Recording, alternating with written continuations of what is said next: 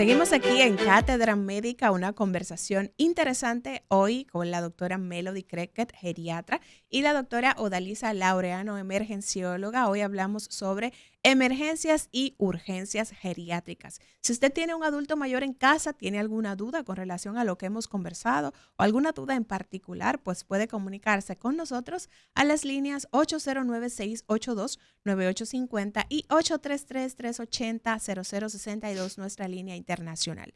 Doctora Creckett, nosotros de hecho hemos desarrollado aquí en otras oportunidades programas completos hablando sobre el tema de la polifarmacia, porque sabemos que ya nuestros adultos mayores llegan a esta edad con algunas condiciones que requieren tratamiento farmacológico y ese seguimiento, y a veces pues deben tomar diferentes fármacos en un solo día. La relación que existe entre la polifarmacia y la presencia de emergencias o urgencias en el adulto mayor. Esto luego de darle oportunidad a la gente de que se comunique con nosotros. Buenos días, Cátedra Médica. Buenos días, Liz. Un abrazo para ti y Albert, para tus buenos días. invitadas. Amorio, Adelante. donde quiera que se encuentre. Sí, mira, permítame hacer un comentario y a la vez una pregunta a las muchachas que están a tus invitadas Sí. sobre dos temas que tú has tocado hoy en el programa. Okay. El primero es el que tocaste sobre el escritorio, sobre el aumento de consumo de sustancias psicoactivas en la República Dominicana. Uh-huh. Y voy a concluir con una pregunta para las muchachas. Ciertamente tienes razón. Hay un aumento terrible en el aumento de sustancias psicoactivas en el consumo, Uh-huh. de cualquier tipo de droga, marihuana, cocaína, LSD, fentanilo ahora, que está de moda, y es terrible. Pero los responsables de que eso esté pasando somos nosotros, el sector salud y el sector de educación.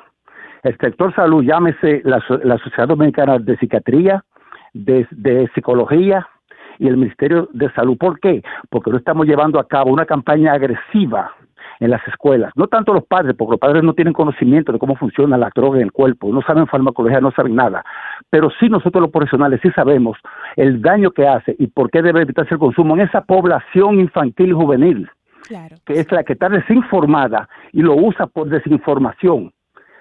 Si lo que están usando hoy se le hace una encuesta, te van a responder de que nadie le orientó con las consecuencias de usar esa sustancia. Por lo tanto, necesitamos de una agresiva, es más, debe de imponerse como materia básica, salud preventiva en las escuelas, para evitar el consumo de sustancias psicoactivas, incluso el embarazo de un adolescente, que ambas se pueden convertir en emergencias.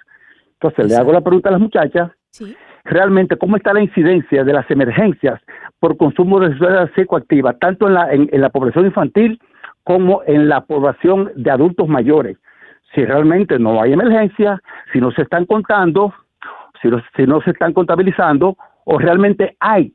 Háblenme si también no se pueden presentar emergencias en esas dos poblaciones, porque estamos hablando de emergencia y de droga. Entonces ya es tiempo de que se ponga como materia básica la prevención de sustancias psicoactivas y embarazo adolescente en la República Dominicana. Te quiero hacer ese comentario. Muchísimas gracias, Albert. Muy interesante esta pregunta. Y antes de tocar el tema de la polifarmacia, vamos a darle respuesta a Albert en el área de la emergenciología. ¿Están viendo ustedes muchos casos? Sí, Lizania, sí. Especialmente en los jóvenes con esta cuestión que están usando mucho porque es moda con los vapor. Sí, claro. Esto está acabando la población juvenil porque lo están usando como moda. Antes era, yo recuerdo que se usaban como para quitar hábito a los pacientes fumadores. Ya no, ahora es moda, porque tú lo usas, yo lo voy a usar. Pero los efectos secundarios que trae un vapor, o sea, una sola inhalada equivale a una caja de cigarrillo, creo que si mal no recuerdo. Entonces, desde la casa debemos educar a los jóvenes, a los niños. Recuerden que la primera educación viene por casa. Claro, o sea, que tenemos que educar a los hijos, no es por moda, es por lo que hace daño. Y la segunda casa, la escuela. Hay que formar también, como decía el caballero, decirle a los chicos lo que es bien, lo que hace mal, lo que es moda, lo que no se es moda, porque también el embarazo en la población juvenil también es una moda ahora. Claro. O sea, es importante y nos llega mucho a la emergencia, muchas embarazadas, a jóvenes, niñas de 9, de 10, de 12 años embarazadas. O sea, que una niña va a cuidar a otra niña cuando lo llega embarazada. O sea, son muchos, este tema abarca muchísimos subtemas, muchos acápites que es de verdad que tenemos que prestarle atención. Y en el punto que preguntaba Albert, con relación a si se están viendo emergencias de adultos mayores por el tema de consumo de sustancias psicoactivas, ¿se ve en emergencia o es No muy poco frecuente, común? Se ¿no? ve más en la población más En la joven. población juvenil, sí. Excelente. Seguimos con la gente. Buenos días, Cátedra Médica. Sí, Buenos aló. días. ¿Sí? Sí, yo quería preguntarle a la doctora, una persona ya de 60 años en adelante, hipertenso y diabético, ¿qué cierto tiempo tiene que hacerse en el año los análisis para ver la creatinina de los riñones? Que la persona sale a veces con la urea baja, si es muy malo eso. Escúchenos a través de la radio, doctora Creque. Respóndale a este oyente. Sí, mira, en el caso de ese paciente que él acaba de comentar, es un paciente hipertenso, diabético y aunque no tiene los 65 años, es una persona mayor. Digamos que esa persona debería hacerse seguimiento por lo menos cada 4 meses con una evaluación completa por un personal de la salud. Hacer su seguimiento de manera regular para evitar complicaciones y para retrasar complicaciones en el caso de la diabetes, como son las alteraciones a nivel renal. O sea, todo paciente diabético hipertenso es muy probable que termine con una lesión renal, tanto por la hipertensión como por la diabetes mellitus. Sí. Hay que vigilar hígado también en ese paciente, porque eminentemente es un paciente que utiliza múltiples fármacos. O sea, que es una condición que hay que seguir bastante de cerca. No, y ahí viene entonces lo que comentábamos en el bloque anterior, un paciente hipertenso y diabético descompensado también tiene el riesgo de tener complicaciones de su visión, de que tenga daño a nivel ocular, y entonces esto también pues complica toda la funcionalidad del adulto mayor y puede traer como consecuencia lo que hoy conversamos, que es el tema de las emergencias y urgencias geriátricas. Retomando el tema que planteábamos antes de darle la oportunidad a la gente de que pueda expresar sus inquietudes, hablábamos de la polifarmacia y la relación que puede tener con eventos de emergencia en el adulto mayor. Vamos a ver. Es muy importante porque la mayoría de las urgencias, y puedo decir que también las emergencias de los adultos mayores, están relacionadas a la polifarmacia o algún tipo de fármaco en particular. O sea, casi siempre que un adulto mayor necesita la intervención en urgencia o emergencia, es o porque no está consumiendo el medicamento, o porque lo está consumiendo de manera inapropiada, o porque se lo recetaron hace 20 años y más nunca se ha hecho un chequeo y ese es un medicamento. Dicen orgullosamente, yo tomo eso hace 20 años. Y te lo indique, yo también tengo que tomarlo. Como si eso fuera del todo bueno. Así que atención, si usted tiene un medicamento por hace 20 años, déjeme decirle que los medicamentos son como los autos y hay versiones mejoradas una de la otra. Claro. Así que eso no siempre es bueno. También esa interacción entre la utilización de un fármaco y otro, en la que se pueden generar reacciones adversas, que son muy importantes. Y esas reacciones adversas son la causa de la mayoría de las emergencias. Combinaciones de fármacos que no se pueden hacer porque sencillamente el paciente utiliza de base su medicamento para la hipertensión, para la diabetes, pero le dolió una uña y el vecino le recomendó un ungüentito, que eso no es nada porque eso es por fuera en la piel. Sí, de un fármaco que, si bien es cierto, su vía de entrada es la piel, va hacia todo el torrente sanguíneo, se absorbe y puede llegar a los diferentes órganos. Entonces es muy importante el tema de la polifarmacia y es una causa importante de visita a urgencia por parte de los adultos mayores. Y eso que mencionaba es sumamente interesante porque tenemos una población importante de adultos mayores que se toman su medicación por un tiempo indefinido y se les olvida pasar por consulta a revisar esa dosis, a revisar si ese fármaco hay que cambiarlo, a revisar cómo está reaccionando su organismo a esa medicación que está tomando, y entonces ahí viene el riesgo que usted mencionaba. Y ahí aumentan entonces lo que son los riesgos de las interacciones medicamentosas y algunos efectos adversos que puede causar los mismos. Claro. Ahorita hablamos de que supervisáramos el almuerzo, supervisáramos ese adulto mayor que está cocinando, que vive solo. Es importante supervisar la medicación en el adulto mayor. Usted tiene un adulto mayor que vive solo, verifique si él se está tomando los medicamentos y si lo está haciendo de la manera correcta. Ujú. Y aún teniendo cuidadores, hay que verificar si ese cuidador está correctamente orientado. Yo siempre que hago consultas a domicilio voy y le pregunto al cuidador, ¿y cómo están los medicamentos? ¿Y cómo lo está dando? Y aunque yo sepa cuál es la prescripción correcta, siempre le pregunto con la cajita, ¿cuántas veces al día se le está dando? Y ahí puedo verificar si se está haciendo una correcta medicación.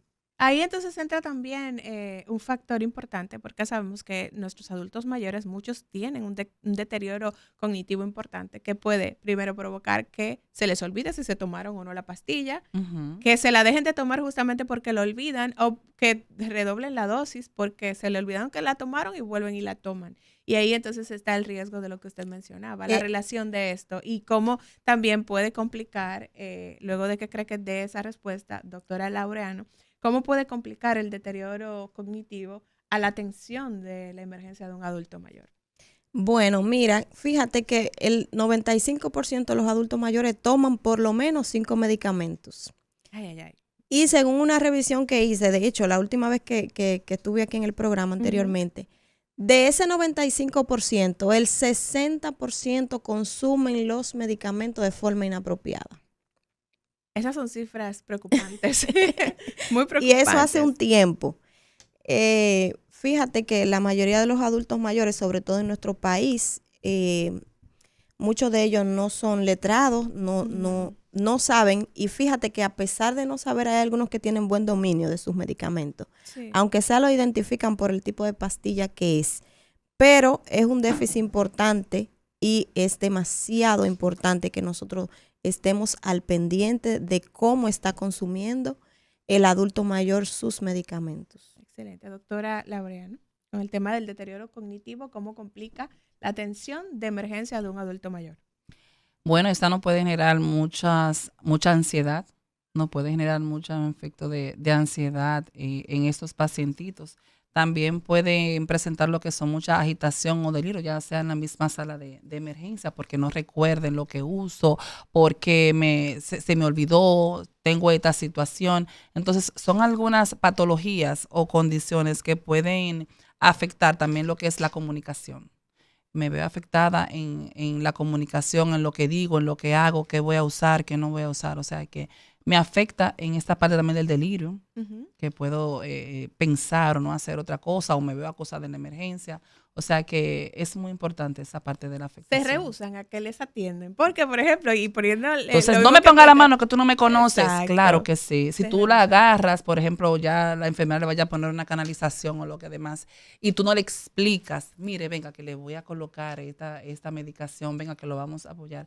Es importante que le expliquemos a ellos lo que vamos a hacerle, porque son niños.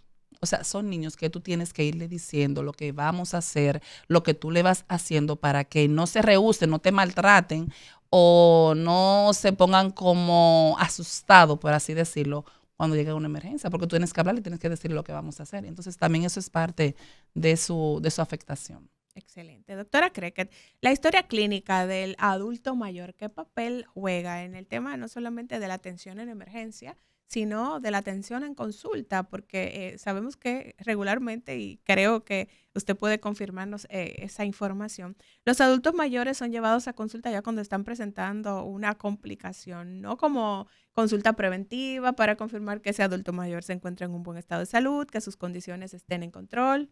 Vamos a ver. Bueno, eso es lo regular y lo más común en nuestro país, que lo lleven cuando hay una situación puntual. En mi consulta yo trato de ser lo más meticulosa posible con eso, con que hagan el seguimiento a tiempo para evitar complicaciones. Y la mayoría, la verdad, que se adaptan a hacer ese seguimiento de forma regular.